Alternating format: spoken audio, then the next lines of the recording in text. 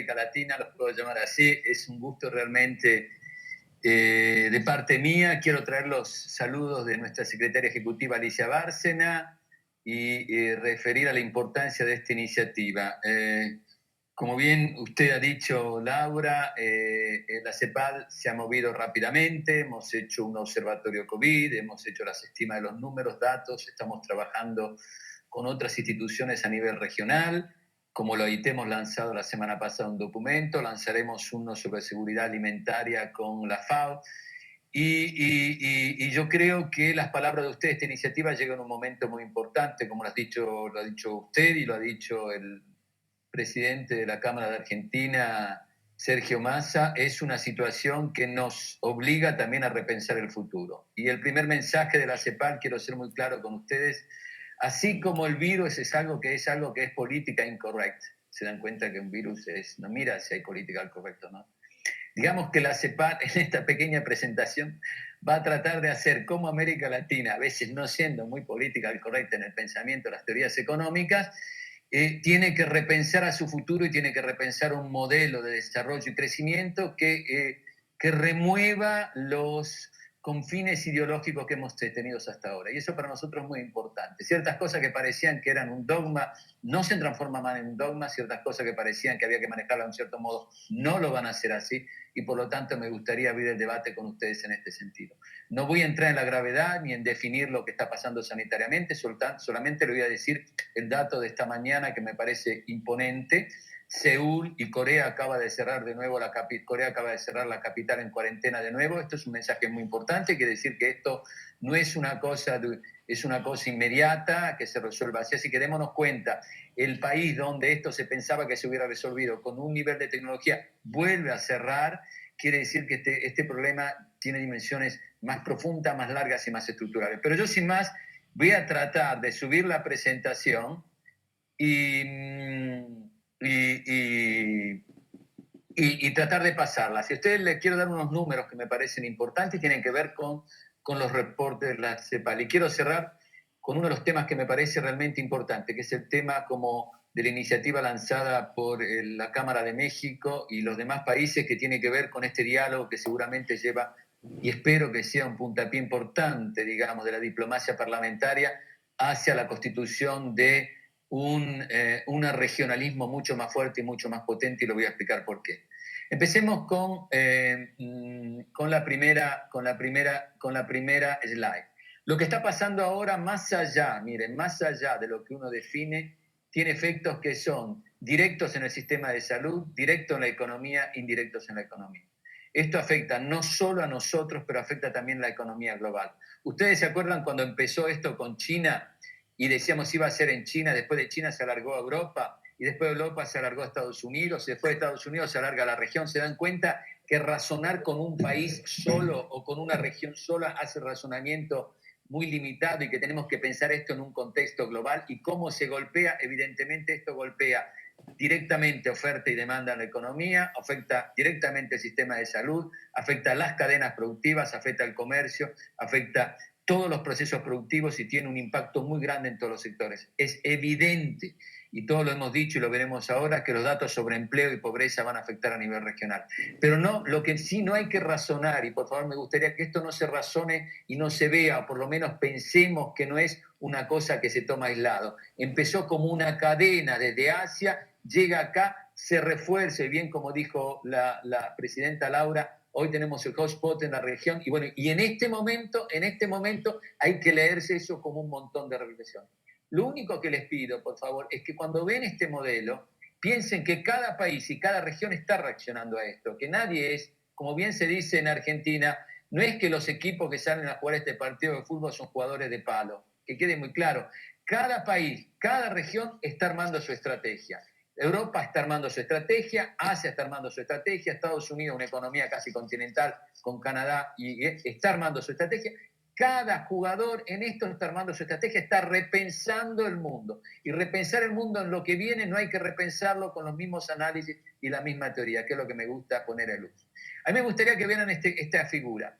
Nosotros hemos definido con CEPAL que esta es una de las crisis más igual que la crisis que pasó en el 1930 y en el 1914. Ustedes ven por números lo que está pasando ahora, y este es con la estimación del 5,3 de la CEPAL, esto claramente es algo que tiene que ver con un proceso muy complejo, muy estructural, que nos lleva a pensar a lo que pasó en otras crisis. Pero las economías son distintas. Hay un nivel de globalización ahora muy alto, hay un nivel de cadenas productivas muy conectadas. ¿Se acuerdan cuando los países decían, no importa? Yo les quiero decir una cosa, cuando todos decían, no importa si usted produce algo en su país, no importa si usted lo hace en su país o no, lo hace alguien en el mundo. Cuando los industrialistas, como los cepalinos, que siempre fuimos industrialistas, decían, usted vuelve a esto de la industria como una cosa. Usted se da cuenta que hoy todos quieren producir porque se dan cuenta que las cadenas son buenas, hay que mantenerlas, pero que también no es la única solución, que se requiere también tener un proceso productivo, una estrategia productiva nacional. Y nos damos cuenta que en este contexto de apertura, adelante una crisis como ustedes están viendo ahora, cada país está reaccionando en un modo muy distinto y muy potente. Quiero solo anunciar, en un contexto de este tipo, con la estimación que se dio ayer sobre Europa, de un menos 12, es claramente que Europa va a buscar, si no digo cerrarse, regionalizarse y tener su industria, y Asia va hacia lo mismo, y Estados Unidos va hacia su industria, y seguramente en esto yo me imagino que México y parte de México va a estar enganchado a ese proceso y algunas medidas se están haciendo porque es importante, pero también la región de América Latina tendría que mirarse a sí mismo y pensar que cada jugador no es por sí mismo que lo va a lograr. Estos procesos llevan a regionalización de los procesos productivos y acuerdos regionales mucho más potentes. El valor de las exportaciones, usted lo decía bien, Presidenta Clara, el valor de las exportaciones por ahora es a menos 15. Se da cuenta que en un contexto de este tipo, hasta que ya el comercio venía mal antes, la CEPAL decía hay un sesgo recesivo en el comercio no está siendo un driver, hay digamos, un desacople entre lo que era comercio y producto. El producto crecía, el comercio no. En lo que es el export-led no está creciendo como se esperaba. Y una caída del menos 15, sumado a los últimos años, donde el comercio no crecía, evidentemente en las relaciones comerciales de los países, en los procesos productivos de los países, hay que repensarlo, hay que ver cómo nos vamos a insertar. Y la pregunta yo que le hago a cada uno de ustedes es, ¿alcanza que cada país piense por sí mismo que lo va a lograr o en esto se necesitan escalas mucho mayores en lo que es negociar comercio y lo que es activar producción productiva? Comercio es esto. El aumento de desempleo en la región, y esto lo hemos lanzado también con el documento reciente de la OIT, va a ser muy amplio, va a ser de casi 12 millones más desocupados, y esto va a golpear fuertemente la región. Y como sabemos muy bien, ya los datos que se produjeron ayer y dados por la Universidad de Chile, solo en el Gran Santiago la desocupación ya llegó a 15,6, o sea, el proceso está afectando. ¿Y qué afecta esto?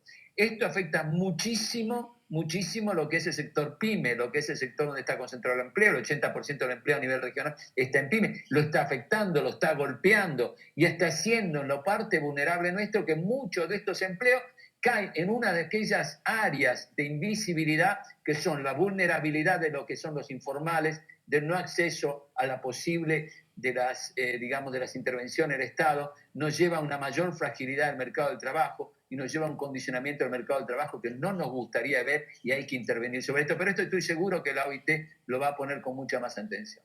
Y el otro tema que me parece fundamental, y son las primeras estimas con la tasa de crecimiento de 5,3. Casi 30 millones de personas adicionales en situación de pobreza a nivel regional. Y esto lo saben ustedes mejor porque lo viven cada día, porque viven las demandas. Esto es un dato que nos lleva a la región hacia atrás, que nos lleva a algo que habíamos en algún modo mejorado los últimos 10 años, pero hoy nos damos cuenta que este número es muy grande. Mucha de esa gente va a caer en informalidad, mucho va a ser vulnerable. Ahora, la pregunta que uno se hace en este contexto es cómo se construye una política para recuperar estos puestos de trabajo, cómo se reactiva la economía para que esta gente pueda ser parte de un proceso. La pregunta que yo le empiezo a hacer a ustedes, para recuperar a esta gente, una vez que esté en ese sector, una vez que se las ayude, una vez que estén en algún modo cubiertas sus necesidades básicas, ¿alcanza con hacer la misma política económica que se hizo hasta los años pasados? ¿Alcanza con decir, mire, dejemos que esto se va a regular solo, basta exportar, dejemos que se haga una buena macro que ajuste, dejemos que haga así? O para poder recuperar esto con las enseñanzas que tenemos de difícil, vamos a necesitar una macro distinta, una política industrial, una política tecnológica, una política productiva. O sea, vamos a tener que repensar el modelo de desarrollo.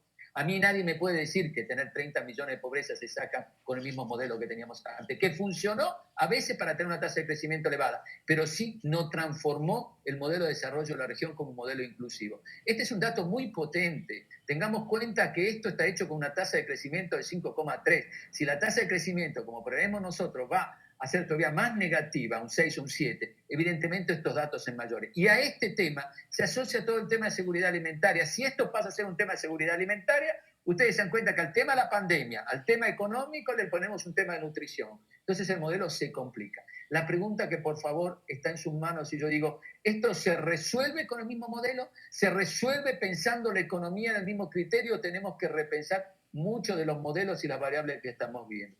Y este es un dato que es fundamental, que es un dato típico o que lo hemos elaborado en CEPAL más de una vez y me gustaría que lo vieran. El producto cae y se da cuenta que la pobreza, miren el último cachito, el producto cae y la pobreza aumenta.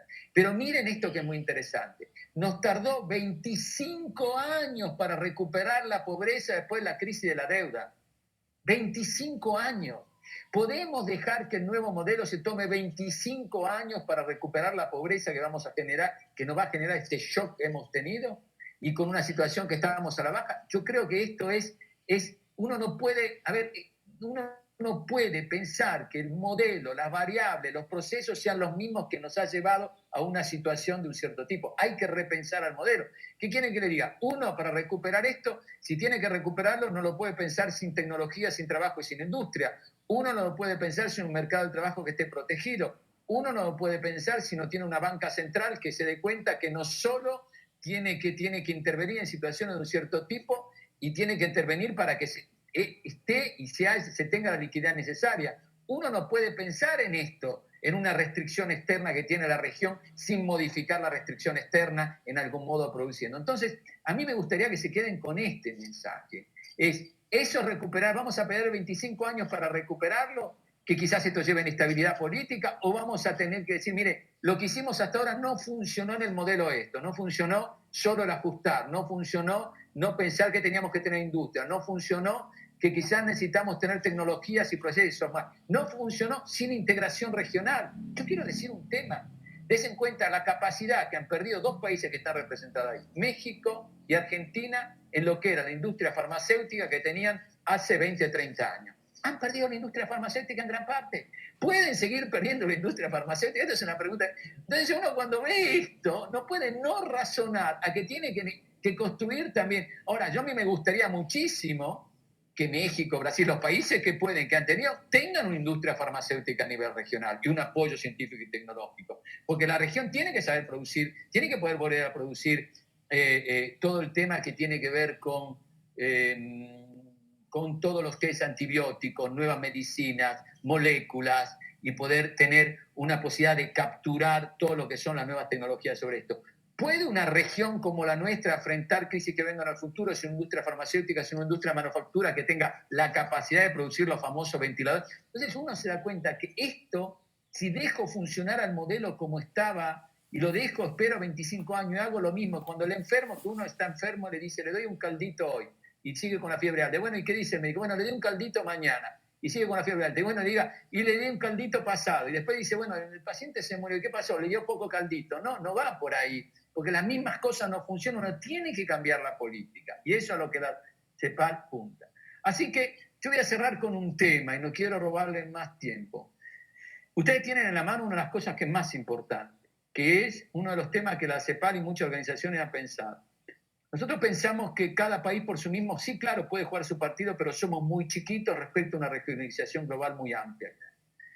Nosotros pensamos que hay que tener en cuenta que hay que construir un estado de welfare. De hecho, la CEPAL propone un ingreso básico de emergencia por 6 meses. Y nos damos cuenta que muchos de los países lo están haciendo y sabemos lo difícil que le cuesta a los gobiernos hacerlo. Pero también sabemos que hay que repensar el modelo. ¿Okay? Y hay que repensar el modelo teniendo en consideración que podemos hacer esto sin repensar que la región tiene algunos temas estratégicos en el que tenemos que converger, ciencia y tecnología. La verdad, miren ustedes a lo que son los ministros del Ministerio de Ciencia y Tecnología que tenemos a nivel regional. A veces tenemos buenísimos ministros, con recursos que son del 0,2, 0,3. ¿Podemos hacer innovación sin eso? No. ¿Podemos hacer esto pensando que Europa está lanzando una política industrial brutal? Estados Unidos va a sacar una política industrial brutal. Solo doy el dato de hoy de la caída sectorial de Estados Unidos. Cayeron todos los sectores menos la industria de defensa. ¿Por qué? Porque la industria de defensa está haciendo la política industrial. China está haciendo una política industrial tecnológica. América Latina se queda en el debate muchas veces. Recursos naturales sí, recursos naturales no. Ajusto mucho, ajusto poco. ¿Alcanza a razonar así o hay que repensar el modelo? Hay que incidir en la economía mundial. Por ejemplo, miren todo el tema de lo que es la tecnología de información, 5G, ¿qué tipo 5G vamos a asumir?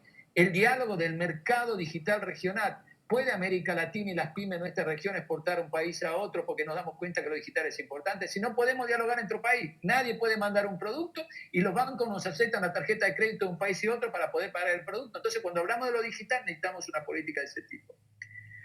Un mercado de 650 millones de habitantes tiene que estar seguro a perturbaciones y shocks externos que vienen. Y yo lo pienso como un mercado de 650 millones de personas, un mercado que vaya hacia una mayor inclusión, evidentemente. Y se requiere la escala necesaria para eso y se requiere pensar a políticas nuevas. No voy a decir con quién, pero el otro día tenemos una discusión, ayer a la noche, con la secretaria ejecutiva y distintos embajadores de otros países por una cuestión varias.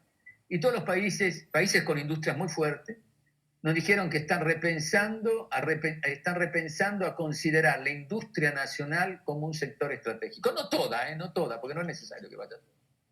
Pero seguramente la que tiene que ver con los nuevos manufacturas, con lo digital, con la robotización, con los farma y con esto.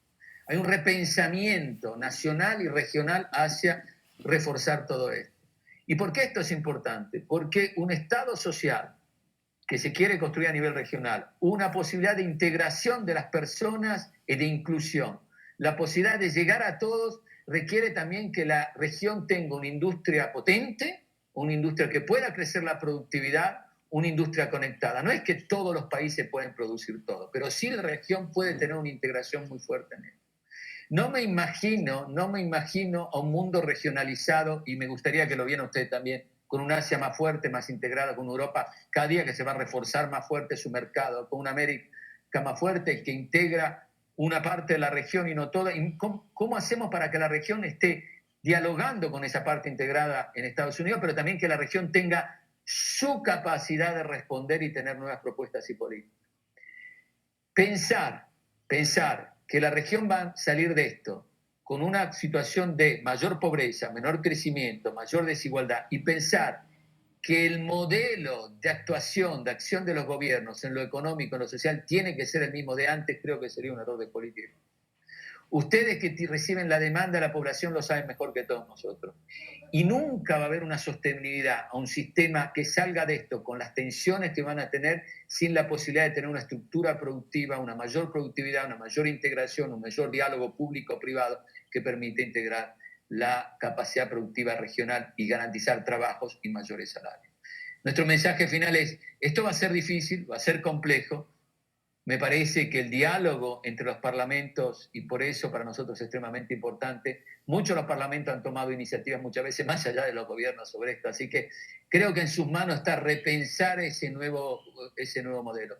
Y si lo repensamos en cada uno por sí mismo, pensando que en su ombligo, en su proceso lo va a resolver, esta es una crisis distinta, es una crisis que va a haber mucha más regionalización, va a ser mucho más proteccionista, va a ser una crisis que va a remodificar completamente las cadenas globales de valor y va a ser una crisis que va a repensar a lo estratégico. Y no podemos no repensar a todos estos sectores sin tener una integración productiva con individuos, con el trabajo y poniendo una muchísima atención a los sectores vulnerables. ¿Cuál es la preocupación? Que si no integramos a lo que es informal, a lo que son las capas invisibles de nuestra sociedad, este proceso es un tema. Así que política social más política industrial y una política macro que sea repensada a la luz de lo que estamos teniendo y las condiciones estructurales de la región. Así que muchísimas gracias, un gusto para nosotros. Espero que así como digo muchas veces, siendo el virus no political correct, a ver si nosotros podemos elaborar políticas a veces que no son correctas respecto al pensamiento del pasado y generar un desarrollo sustentable, más inclusivo y diría con mayor productividad a nivel regional. Y gracias de nuevo por la iniciativa.